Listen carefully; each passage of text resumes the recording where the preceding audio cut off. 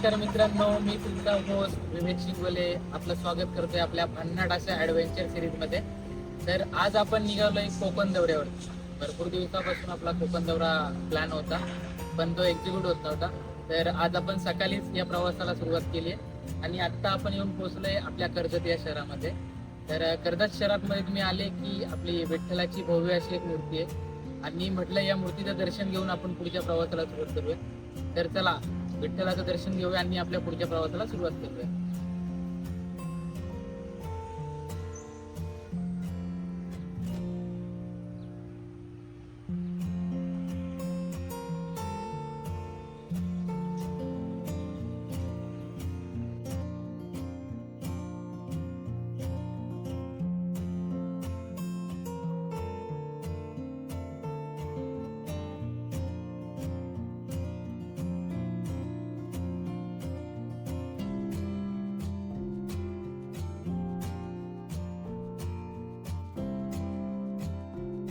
तर आज आपला आपण प्रवास सुरू केला आहे आपल्या गाडीने, जी सेलेरो म्हणजे CNG. चला, युद्ध चालू आहे इस्रायल आणि इराणचं. 4 पंप गेले, 4 पंपांच्या वरती CNG नाहीये. प्रत्येक ठिकाणी जायचं बघायचं. आता इथे पण CNG, इथं पण लाईन एवढी मोठी आहे. म्हणजे चला, जग लढतंय कुठं आणि घोडे लागतायत कुठे. म्हणजे आपण फिरायचं की नाही फिरायचं. तर जेव्हा पण आपण कोकण दौरा करतो किंवा कोकणात कुठेही निघतो, तर आपला रूट असतो महड ते माणगाव आणि त्यानंतर पुढे मुंबई गोवा हायवे. तर येताना आपल्याला अष्टविनायकापैकी एक असं महडचं गणपती लागतं आणि बाप्पाचं दर्शन घेऊन आपण पुढच्या प्रवासाला सुरुवात करूया.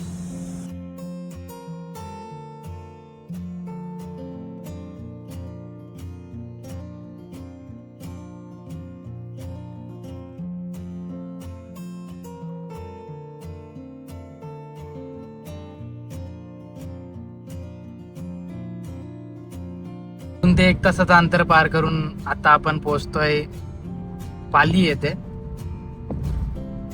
तर जाता जाता आपण पालीच्या बाप्पाचं देखील दर्शन घेऊया. बघूया, आज विकेंड नाहीये, किती गर्दी आहे आणि गर्दीनुसार आपण आपला पुढचा डिसिजन घेऊया. जर गर्दी असेल तर स्किप करून आपण पुढे जाऊ, नाहीतर मग दर्शन घेऊन जाऊया. तर CNG दिसतोय कुठेतरी. तर CNG गाड्या आहेत का?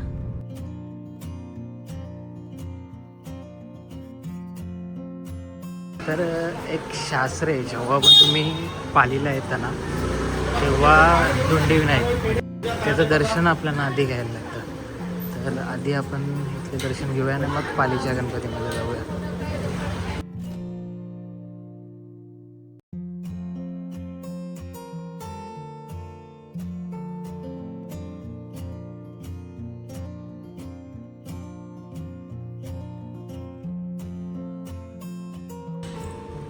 आज काहीच गर्दी नाही, दर्शन रांगा पूर्णपणे खाली आहेत कारण सकाळचा वेळ आहे.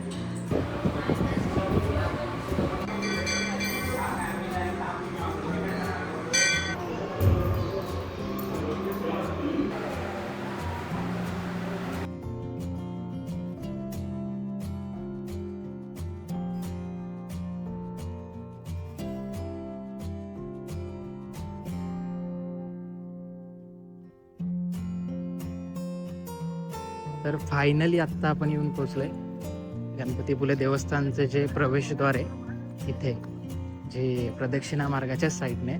तर इथून आता आम्ही आतमध्ये प्रवेश करतोय आणि आतमध्ये जाऊन बाप्पाचं दर्शन घेतो.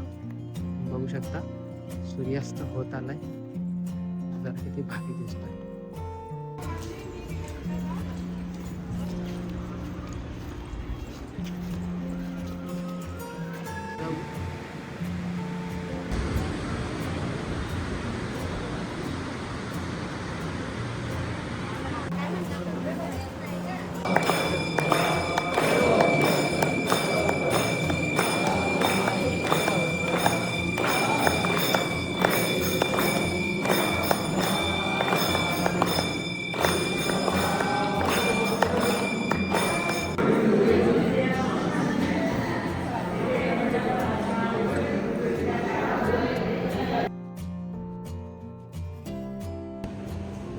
मित्रांनो, तुम्ही बघू शकता नशिबाचा एक भाग म्हणजे म्हणजे कसा, घरून आम्ही आज लेट निघालो, म्हणजे इथे टाईमवर पोहोचू की नाही पोहोचू याची पण शंका होती.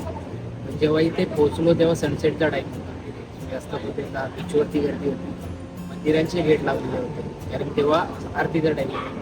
बट एक गेट ओपन झाला, आम्हाला आतमध्ये जाऊ दिलं, आतमध्ये जाऊन देवांचं दर्शन झालं आणि त्यानंतर एक जे अनुभवायला लागतं म्हणजे श्रींची आरती, ती नशिबानेच मिळते. म्हणजे आपण कुठल्याही गणपती मंदिरामध्ये गेलो ना की श्रींची आरती जी असते ती नशिबाने मिळते आणि तीच आरती आज नशिबाने मिळाली म्हणजे भाग्यच आहे.